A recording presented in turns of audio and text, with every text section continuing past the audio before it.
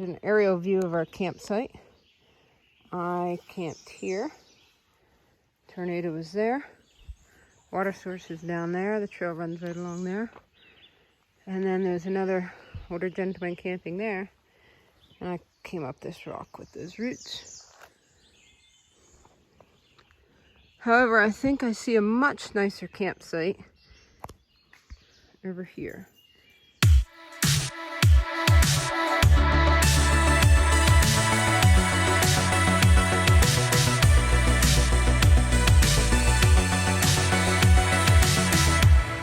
Yes, of course, I climbed up to the top of that rock. The nice big tent site in sight distance from where we camped. We're on morning 2, and we just left a campsite. I think it was marked as a campsite, or it was a stealth site. And of course, there's a much nicer, much bigger one right up the trail. Terrain today looks like we're running the ridge for, I think, 10 miles. And then we go down for however long until we stop to camp. The terrain does not look bad. I had a dream last night that there was a bear outside of my tarp. And then I woke up and I could hear it breathing. But it was just her dog.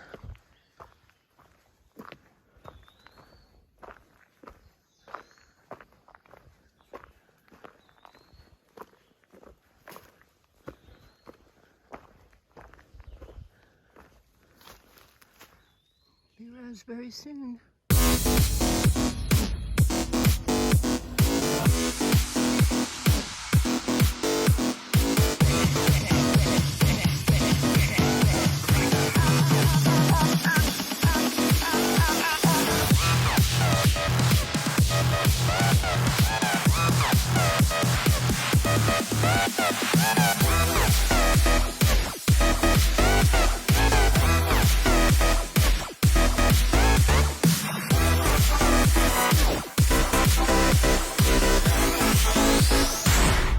We have a mild emergency here with a bug bite possibly and blood, but the good news is we are at AT2 for the 911, so we can call safely. We're not calling 911. Paramedics do not do that. We no longer need 911. We are on a stretch which I'm calling Woman Alley because we just met 3 ladies, adult ladies, backpacking, through hiking. I believe they were all through hiking. Actually, we met 2 more before them, and then before that, 2 more. So that is 7. And then us 2 is 9.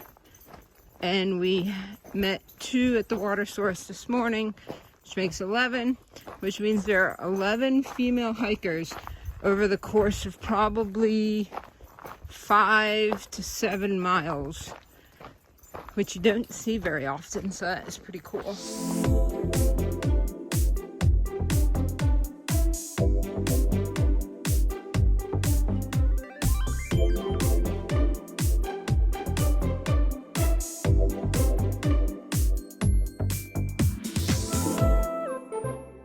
Update for the Women Alley. We just remembered that there were 2 other day hikers that we saw as well. So that's 13 total. We're up to 14 female hikers now for the day.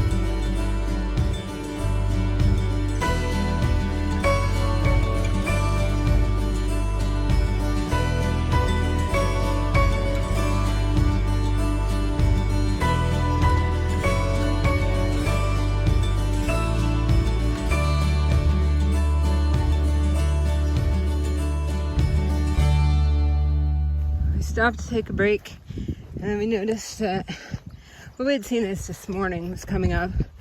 It's like an 8-mile stretch with no water. So right at the point where we don't really need water, but it's gonna be like 80, high 80s today. So I wanna make sure we don't run out. So I'm going on ahead to get down to the spring and fill up the water bottles. And she's taking a break there.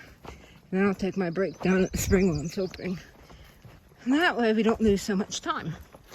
Because her filter is not working. It's taking twice as much time to filter water. I was jogging down this trail trying to make up some time.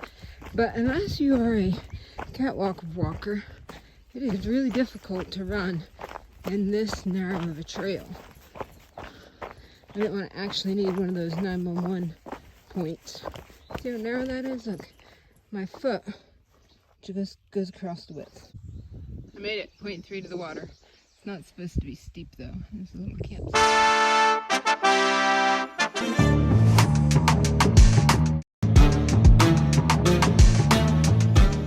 There's a spring, and I've never seen one like this before. Look, they're just coming right there. Well, I've seen them come out of the ground, but I've never seen someone put a tire in it. I finished the rest of my Propel so that I can fill this bottle up too.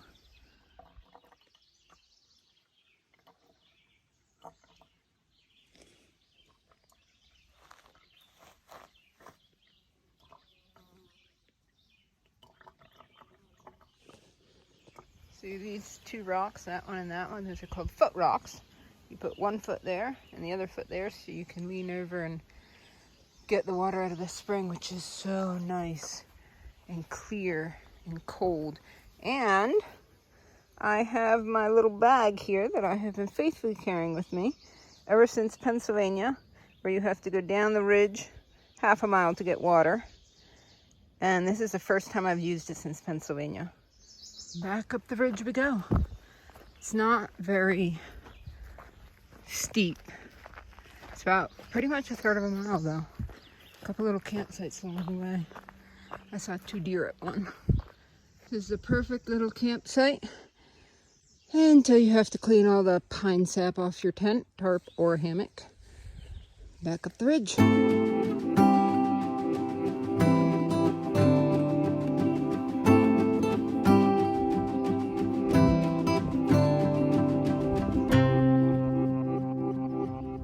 Campsite.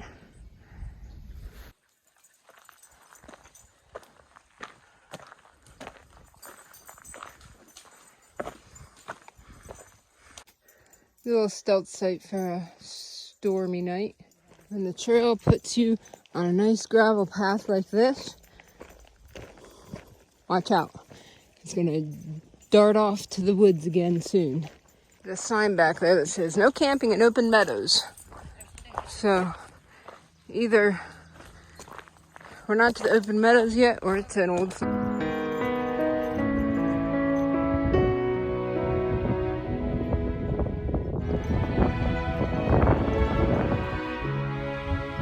Blue Mountains of Virginia. The trail goes up there.